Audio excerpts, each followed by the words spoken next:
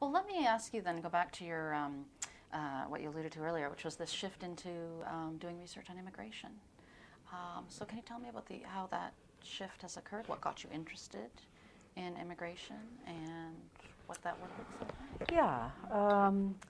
Actually, the sort of middle piece, one of the pieces in gender that was sort of a key piece for me in terms of both defining a perspective and also maybe making a transition point was the paper that Brenda Major and I did for Psych Review, where we talked about putting gender in context. Mm-hmm. And in that we brought a lot of research literature on gender and a lot of social psychological research that wasn't necessarily gender to try to develop a framework for looking things, really a framework for as an alternative to saying there are stable sex differences. We were trying to portray and present an analysis that showed how whether men and women differ in certain situations is really context dependent. And mm-hmm. there's a lot of factors that will push towards men and women acting differently, not only because of dispositions, but often expectations or the situational demands, expectations of the other people you're interacting with, but that those same sets of factors could be, if they were lined up differently, you could have no sex differences. And that much of the research that showed the sex difference literature, as you know, is, you and I both know, it's a long and messy literature. Yeah. So our attempt there was to really try to show how you can't just say, are men and women different, but it depends, really has to be an answer, and it depends on what the purpose of this paper was. In doing that, one of the things that we suggested was that gender is an important identity for many people, and it's an important category that other people use to apply to us. But it's not the only identity that people have, and that people have other identities. And in some situations, they may be most conscious of their gender, and in other cases, they may be more conscious of their ethnicity or their religion or their occupation or whatever else, depending, again, on a lot of situational contextual factors. And that then got me thinking, well, what are all these other identities that I sort of alluded to and said are out there?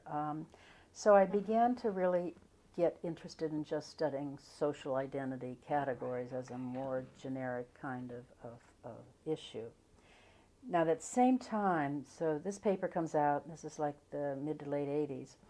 Mm-hmm. The 86-87 year that I mentioned that I was at the Center for Advanced Studies, I was part of a working group that was about 6 or 7 people, half of which were psychologists and half of which were sociologists, my two-footed camp that I keep.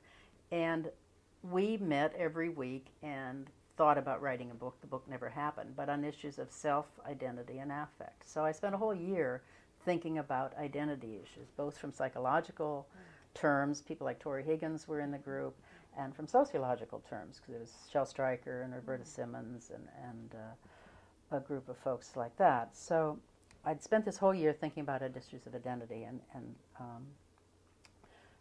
trying to sort of think what that meant for my own research issues.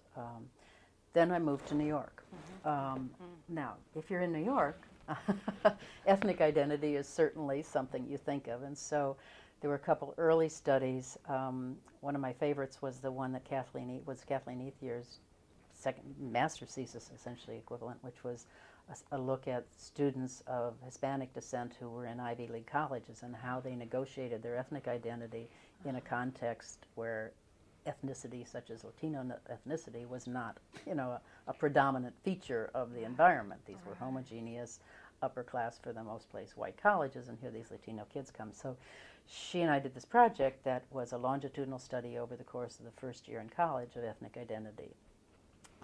And then as I continued to be interested in issues of ethnic identity, I'm suddenly realizing that what I'm talking about is immigration in a sense, because New York, has any ethnicity that you might think of, and it just got the whole idea of immigration, and I realized that there was a whole literature on immigration that had nothing to do with psychology for the most part, but that I ought to get familiar with to some extent if I'm going to study ethnic identity.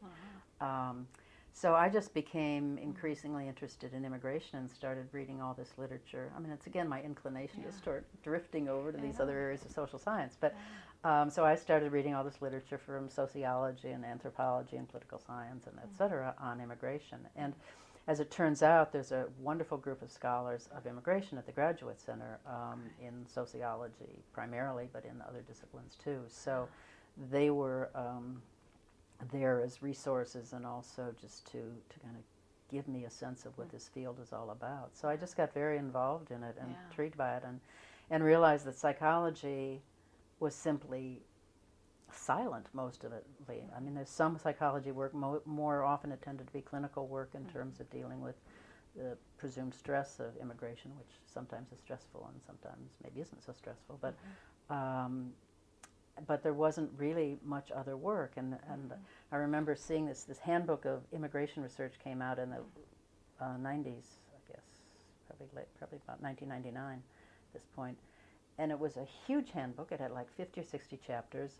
And it had every discipline you can imagine in the social sciences, economy, economics, anthropology, sociology, et cetera, and not a single chapter on psychology, which struck me as really quite inappropriate because it seems to me there's so many, intriguing and important psychological issues in immigration. So at that point, I sort of made it my charge to inject psychology into these immigration discussions and to at the same time get immigration on the table for social psychologists and other psychologists, because so many of the issues, whether it's identity and ethnicity, whether it's intergroup contact, whether it's attitudes, they all have a great deal to do with immigration. And they're often just assumed by these other disciplines. I mean, they'll take their perspective and then they'll sort of wave their hand at what motivation or attitudinal kinds of things might be without any data to speak of. So it seemed to me it was just a time was right for those two kinds of things to come together. There was a big hole there that needed to be filled. Yeah.